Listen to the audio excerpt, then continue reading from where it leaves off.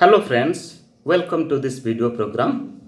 Today we will discuss about the concept of reliability and the methods of determining reliability of a test. As in our earlier program we have discussed about the criteria of a good tool, that is the reliability, validity, usability, objectivity and all.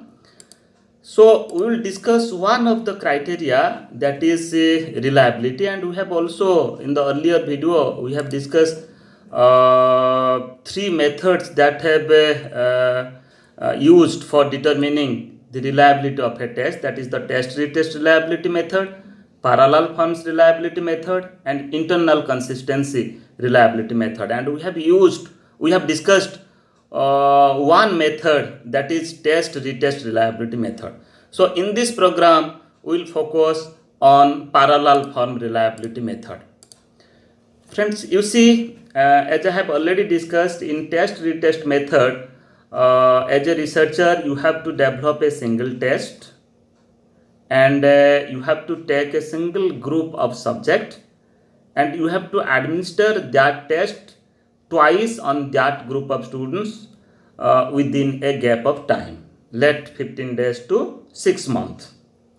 But in parallel form method, and I have already told you that in test retest method, the threat and error, there is the threat and error of carryover effect, memory effect, as well as practice effect, and the quantum of committing error is high in test retest method.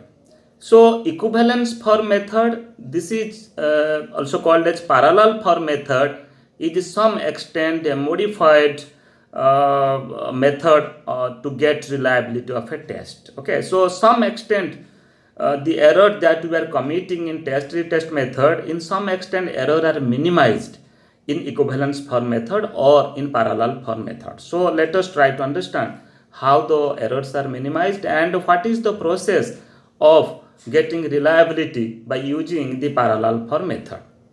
You see here the condition is, in parallel form method, the researcher has to prepare two equivalent forms of test.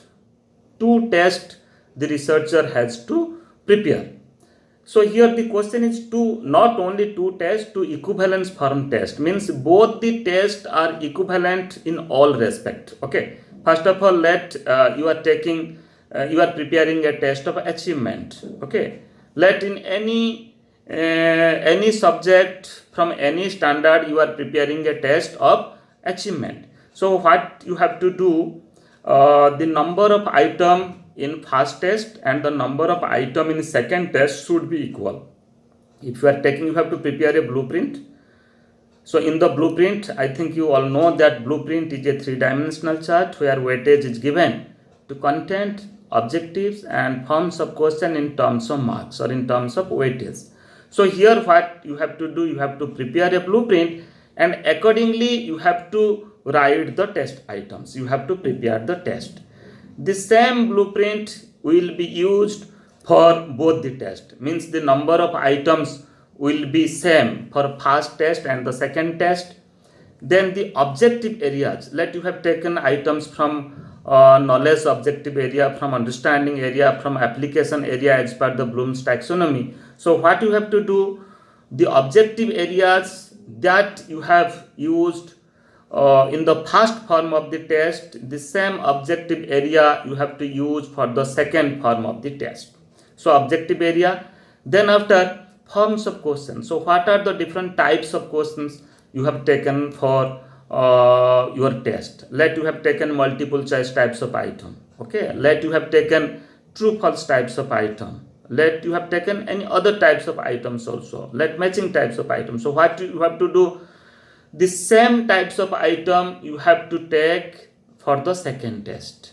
Okay, so the difference is everything will be same, even if the difficulty level of the items, you have to see that the difficulty level of the first item in the first test, okay, and the difficulty level of the first item in second test, that should be more or less similar. Okay, equal means equal difficulty level of the items. So you see, this is a very huge task for the part of the researcher to prepare an exact two parallel form of test, two equivalence form of test. Still then, this is a method, and if the researcher do effort and prepare two equivalence forms of test and determine reliability, that can be a better method than using the test retest method. And you see, the first condition is two tests the researcher will prepare, then that two tests will be administered on the group will be one, there will be single group, the administration will be twice, means there will be testing, then again the second test will be administered on the same group will be one. As you have prepared two tests, in testing you have to use the first form of the test, and when you will administer the second test on the same group, means the same test will not be administered twice. In testing you have to use the first test, and in the second administration you have to use the second test. Then here administration will be twice, group will be same, and test will be two. Then time interval, like your test retest method, here also you have to maintain an ideal time interval, that is 15 days to 6 months.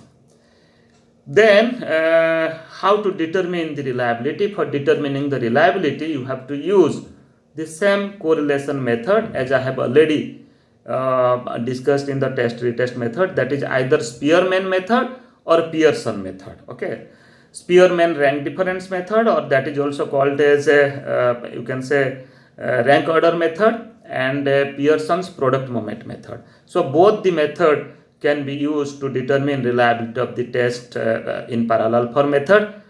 And again, the decision, means after administering and after getting the test score, then employing the correlation method, if you are getting correlation coefficient, which is, that is called in symbol R, small r, if the correlation is greater than 0.5, okay, then you can say that your test is a reliable test.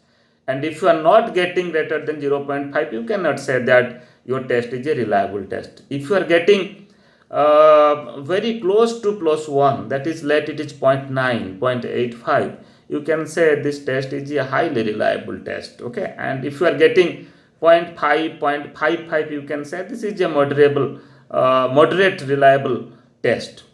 Then here also, like test retest method, here also certain error is there. Okay, certain threat is there. So what are these threats and what are these errors? You see, there is the possibility of making carryover effect error, making memory effect error, practice effect error, but here the errors are minimized. How it is minimized? Because you are not going to administer the same test upon the same group of subjects twice, because for the second administration you are not using the same test, you are using the second form of the test, second equivalence form of the test. So that's why, because tests are not same, okay, group is the same but tests are different.